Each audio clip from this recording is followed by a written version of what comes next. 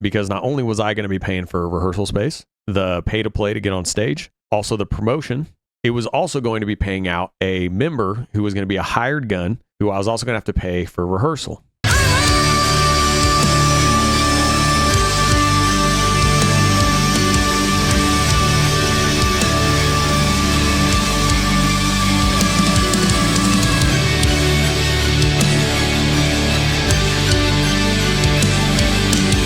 If you would like to help us remain independent and fund our new music, as we are hoping to evolve and elevate and make our sound bigger than ever, but it will come at a little bit of a cost, go check out our merch. Every profit made off our merch goes directly towards our brand new songs. And definitely make sure to check out the streaming links pinned in the comments. Thank you for supporting City of Sound. We are fighting to remain independent and make this our breakout year. So all links are pinned in the comments. Go check out City of Sound. Go check out our merch. And we are possibly working on a GoFundMe to also help fund our future songs and projects and tours. We love you so much. Thank you for supporting us. Now, I'm actually surprised that we have not gotten this question more often, but I saw a comment on the band channel and it was just a question. And they were just like, I noticed you don't have a bassist. You're right. We don't. Now, this video won't be too long. And not all the dark side of music is always going to be some downer, sad story, right? I also want that whole series to kind of just give like a behind the scenes on things of how the music industry really is, the entertainment industry, some of the dark stuff, and we're going to get to that in future videos. But I thought today would be interesting and kind of fun. Let me put up my lacrosse ball in because my shoulder's killing me.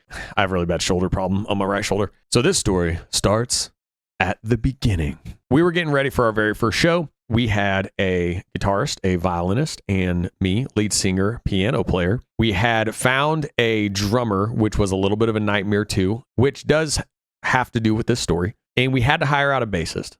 Now, remember, I am fully funding the band. I had made some money off songwriting and producing, and I had been very blessed and lucky for some good placements that I got. Now, it wasn't an insane amount of money, but it was enough to fully fund a band, fund a studio, get everything bought up, and start doing live shows. Now, in Los Angeles, when we were going to play our first show, people do cost a lot. And even some venues, which I will do for a future show, because every venue now, you literally have to pay to play. You usually have to drop around $300 in order to get on stage. And some venues won't even let you play past 30 minutes. That's a video for another time. This leads me to, we had found a bassist. They were going to cost around like $100, $150 for the performance, which is pretty normal. Mind you, this is our first show. This is something that I had put a ton of work into, and I wanted to make sure that our very first show crushed it. We had done our demos, and we were going to be performing our demos, a couple covers, and just overall trying to crush a show. Leading into our first show, we have to do rehearsals. In those rehearsals, any of the hired guns get paid. Usually for a rehearsal, you pay around $50. For our first rehearsal, they were late, which was a problem. So we were going through some songs. Reminder, you're also paying for your rehearsal space. So when 1 hour goes by that one of the hired musicians is late, you are paying for that. So that was already a conversation and an issue.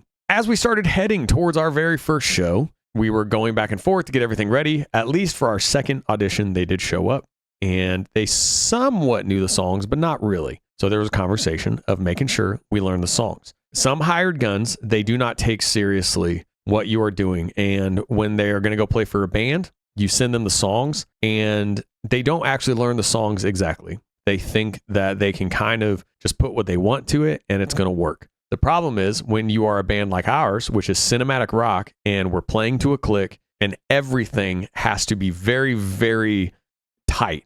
Everyone has to be in the pocket, locked in, hitting every dynamic because our music is arranged and composed so that live, every single song has to have its structure and it has to be followed properly. We are not a jam band. So when you come in and you're a hired gun and you're being played to play the songs exactly like they are in the recording, it kind of creates some problems, especially when you realize that the reason they're making some stuff up is because they didn't actually learn the parts.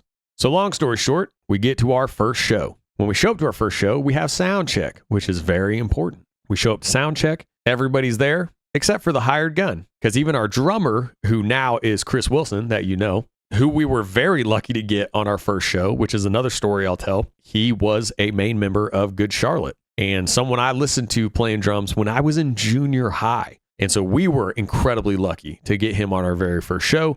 but he was taking no pay. He just wanted to come make sure we got a good show because the drummer that we were auditioning, he came in to listen to the audition, and that drummer was not quite what they said they were, and it was not going to work out. So Chris thankfully jumped in to save the day, but was not taking pay. The only person that was taking pay didn't show up for sound check. So our bassist didn't show up for sound check. It got very nerve-wracking because obviously bass is quite important for a show and for a band. Finally, he showed up way late. We were already done with sound check. It was a whole thing. He also did not know a couple of the songs. And so there was a whole conversation that had to happen, and it was just a nightmare.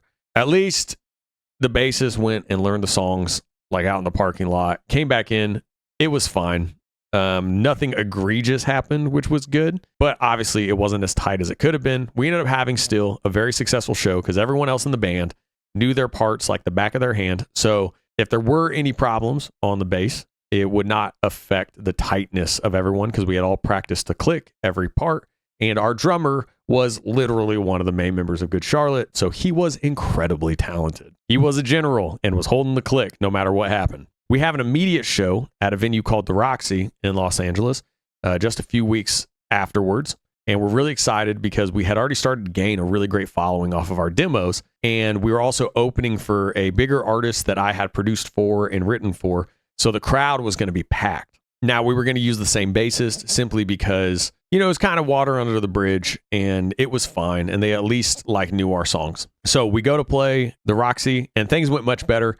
And bassist and us, we had a great show together, which is great. They really turned things around, and that was nice. That was great. But we got done with the Roxy show, and then I started realizing that we were going to have to be basically paying to play all throughout Sunset Strip. And yes, we had a numbers following that at least would cover that pay. But when you're trying to play at least a show a month in Los Angeles, because contractually you can't play for 2 weeks after one of those shows, you really realize you're going to start burning out your base. But you need content. You need to show live shows. You can't afford to go on tour. You're not signing with a label, so you're remaining independent. So you really have to start kind of picking your battles on how you're going to make these things happen and grow, right? I very quickly realized the money pit that I was going to fall into, because not only was I going to be paying for rehearsal space, the pay to play to get on stage, also the promotion, it was also going to be paying out a member who was going to be a hired gun, who I was also going to have to pay for rehearsal. Now, I had already put myself in a hole from funding a studio, putting it all together, getting everyone kind of there. We kind of have a rule that anyone who comes on as a main member, we will make them partner for the time that they're playing with us. And so they'll get a percentage while they're playing with us. And so those were all being divvied out too for anything that made profit, whether it was merch or ticket sales or anything. So what happened was my return was barely covering the expenses going out, which creates debt. And honestly, even all these years later, it's still debt that I'm trying to pay off for the band so we can survive. That made me realize that hiring out a musician where we would probably have a different person depending on what tour we were on or where we were at. And then we were going to have to send them, all the tabs, send them the tracks, and rehearse with them again, pay them again for rehearsal, and then try to get a roster of bassists that we were always paying out. It kind of just made me realize that I was just going to constantly be losing money. So given we were independent and we needed to find a route through, honestly, it literally just came down to dollars and cents. I approached the band and I just let them know, I simply don't have the money to consistently do this because 1, I'm going to go broke. 2, it's going to drive us into a debt hole that I'm not going to be able to climb out of, which remains true today. So we decided that we were going to put the bass in our track. We play for click already. I have some stacks and harmonies that are in our backing track, and we have some pad layers and even guitar layers that are in our backing track. And it just made sense. Instead of having to go through all this work to lock in a bassist, why wouldn't we just run the bass ourselves, knowing that it's going to be perfect, right on click, and also I'm not losing a few $100s every time we play a show. So we gave it a shot just to see what it felt like, see how it went. And honestly, it went great. And I'm not going to lie, having 3 up front with just a drummer in the back looks amazing. So you literally have a violinist where usually a bassist would be.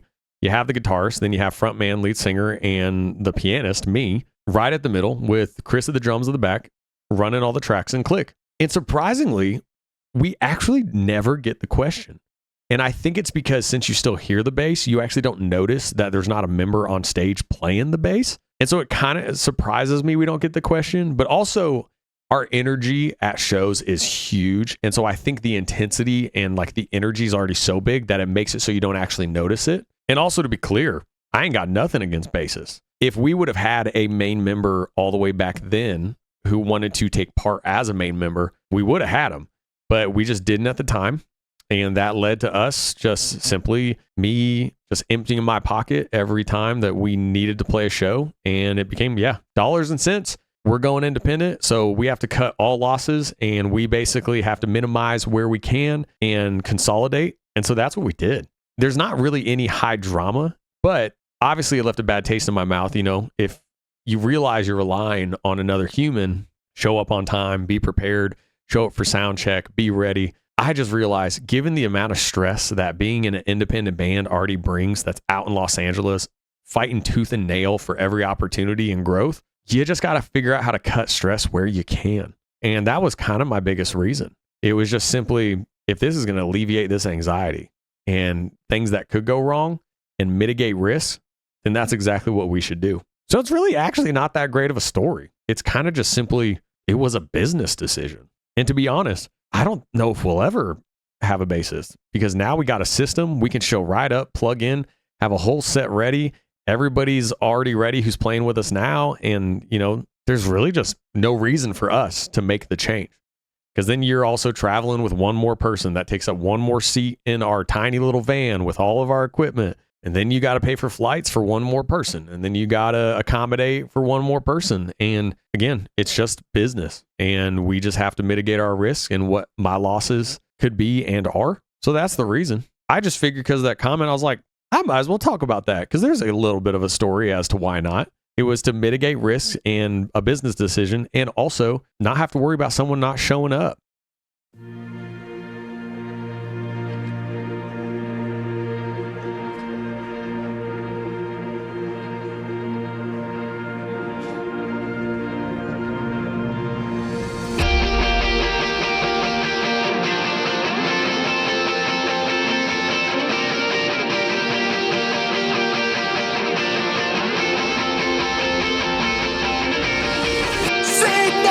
Trace of a heartbeat, bring back the futures we lost, tear down the anthems still rising.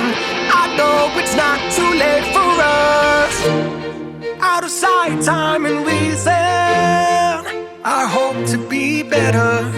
Are we meant to cross the dying lines and walk to promise together?